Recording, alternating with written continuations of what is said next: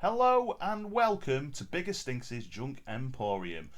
What I've got for you this week is something that isn't Star Wars related. I know, you're fucking shocked, but I've kicked the arse out of Star Wars now, I think.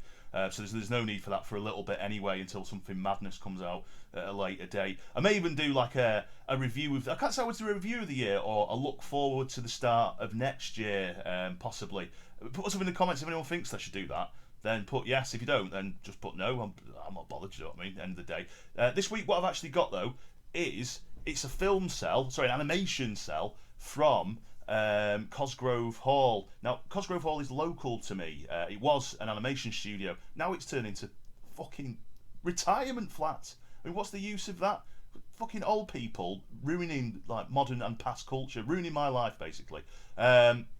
Now, this actual picture itself, I say it's a cell. It's been signed by Brian Cosgrove and Mark Hall, who unfortunately, well, Mark Hall passed away, I think, in 2011, which is untimely demise. Obviously, is a great loss to the animation industry. But on the other hand, it means this picture might be worth a bit more dosh. So if I get like a mega offer of a good few £1,000,000, I'll probably sell it. Aside from that, I won't do. Just to go over the characters, you may not have seen him. I don't know if you have or not. We've got Duckula and we've got Danger Mouse. Now they're both pretty explanatory. I'll try pointing to them. So there you go. That's Danger Mouse. That's Duckula. If you didn't know that, then come on, grow up. Now the reason why they started Danger Mouse in the early 80s, I think it was 1983. David Jason did the voice for Danger Mouse, just as a little side note, was because in the early 80s in Britain, the most favourite things that the population loved were actually was danger, it was mice, and also it was secret agents, and that's why they made a series on that. And to be honest, he blew his own trumpet a bit, and the music suggested that he was, well, it basically went, he's the greatest secret agent in the world, Danger Mouse, powerhouse, he's the strongest, he's the fastest, he's the best. So you see what I mean? He's not shy from promoting himself. But the actual cartoon was very good. They've actually remade it. I think recently, that's September. My friend who's got a kid was telling me it's on TV, and he watched it because he says Peppa Pig and the Night Garden send him under, and that's the only thing you can watch, along with Rasta Mouse.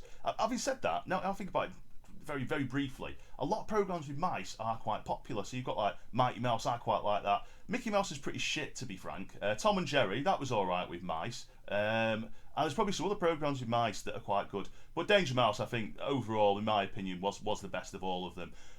Now, secondly, we've also got Count Duckula just there. I don't know why I pointed out again. I've already pointed out once, but you know, just to make sure, in case you lost attention or you started the video with midway through, so you don't miss out.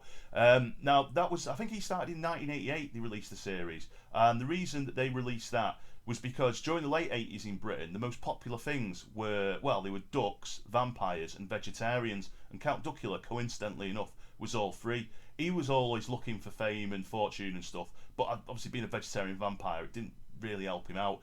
Again, it was another quite decent cartoon series. I mean, I was getting on a bit then, so I wasn't watching as many cartoons, but I still watched that. It was pretty good. Yeah, I liked it. If you get a chance looking at the old ones, have a butcher's. I don't think you'll be too disappointed, in my opinion. Now, value wise, I mean, this takes pride of place in the Junk Emporium. It's actually on that wall. I might move it to that wall now.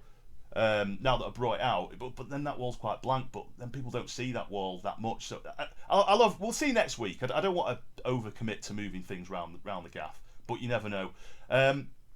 Now, when I did look online for this a few years ago, it seemed I found one that was quite similar, and it seemed it was around about 150 quid for selling this, and I was like quite surprised to be honest. And I can't remember if Mark Hall was dead then as well. I apologise. As I say, I don't mean to sound like too mercenary, but when I looked, I say it was 150 quid a few years ago, so I reckon this might have gone up a little bit in value, maybe even to 200. I'm possibly being over optimistic here because I've seen other film cells, animation cells that aren't they aren't as good as this one, and they aren't signed, and they've got like I don't know He-Man and stuff, and they're between like a tenner and 30 quid. Even some of the old Danger Mouse ones are only 30 quid, but they're just like quite basic cells, and I say not signed, they're not special edition ones.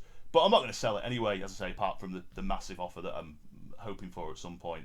So to give this a junkyard rating, it's you know what? It's not even a junkyard. It's a junk emporium. Every time I do this, I say it's a fucking junkyard. It's not a junkyard. I should have more respect for the emporium. I apologise to all that great junk. I'm just worried Americans might start thinking if it's junk points, it might be to do with like the nether regions and whatnot. But I'll worry about that. If people start thinking it's a junk emporium for people showing off the cocks, then I'll probably get closed down anyway. That isn't going to be a thing in the future, just to clarify.